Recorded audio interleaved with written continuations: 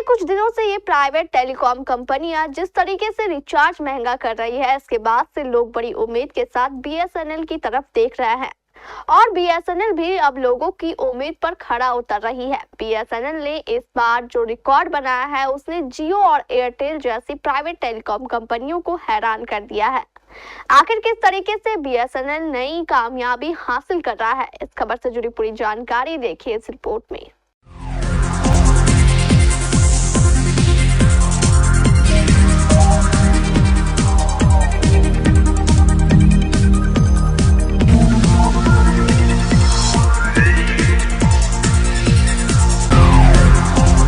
देश की दो सबसे बड़ी टेलीकॉम कंपनीज जियो और एयरटेल के बादशाहत अब खतरे में पड़ गई है। उसका सबसे बड़ा कारण टेलीकॉम इंडस्ट्री का वो जायंट है जो 17 सालों के बाद जाग चुका है। ये जायंट कोई और नहीं बल्कि बीएसएनएल है, जो 17 सालों के बाद प्रॉफिट में आ गया है। तीसरी तिमाही के नतीजे जारी होने के बाद पूरी टेलीकॉम इंडस्ट्री हैरत में पड़ गई, जब देखने को मिला कि देश की सरकारी टेलीकॉम कंपनी अब फायदे में आ गई है।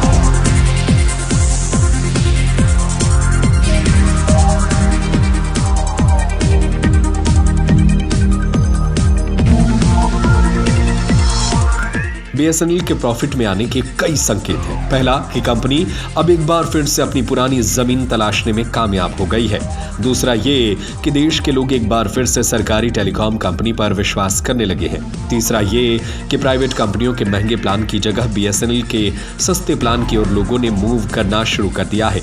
चौथा ये कि बीएसएनएल का नेटवर्क और इंफ्रा लगातार अब बेहतर हो रहा है।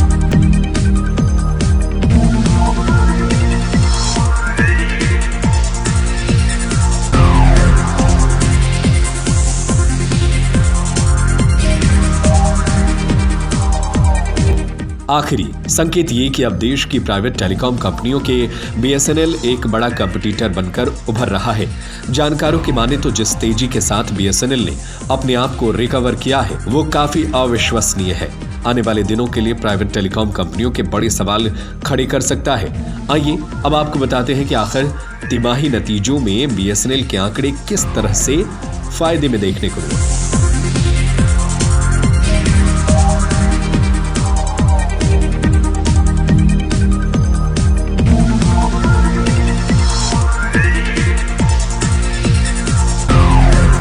केंद्रीय संचार मंत्री ज्योतिरादित्य सिंधिया ने शुक्रवार को कहा कि पब्लिक सेक्टर की टेलीकॉम कंपनी बीएसएनएल ने चालू वित्त वर्ष के अक्टूबर-दिसंबर तिमाही में 262 करोड़ रुपए का शुद्ध लाभ कमाया है।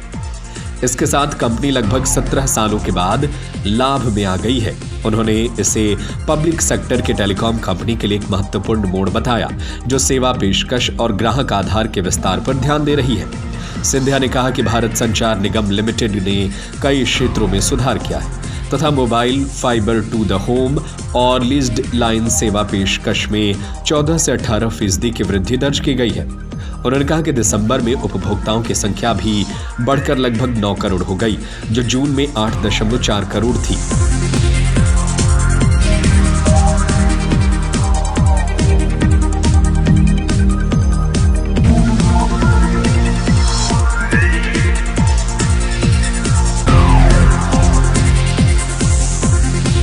मंत्री ने बीएसएनएल के तिमाही परिणामों पर कहा कि आज का दिन बीएसएनएल के लिए और भारत में टेलीकॉम सेक्टर की यात्रा के लिए एक महत्वपूर्ण दिन है।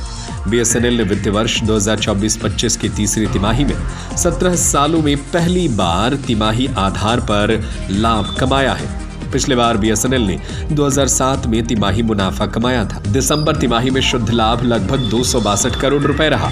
मोबाइल सेवाओं से आमदनी में 15% की वृद्धि हुई। फाइबर टू होम आय में 18% की वृद्धि हुई और लीज्ड लाइन सेवाओं के राजस्व में 14% की वृद्धि दर्ज की गई है।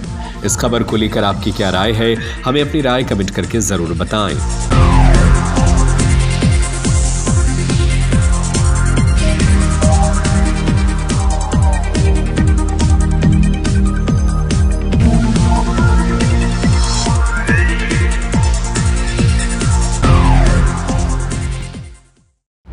मत करे लापरवाही, नहीं तो हो सकती है बड़ी तबाही। सुरक्षा के मानकों से मत कीजिए समझौता, अन्यथा हो सकता है बड़ा खतरा। हर स्कूल, हर कोचिंग, हर कंप्यूटर सेंटर और हर रेस्टोरेंट के साथ अपने सभी व्यावसायिक प्रतिष्ठानों में लगाए फायर एक्सटिंग्विशर यानी अग्निशामक यंत्र।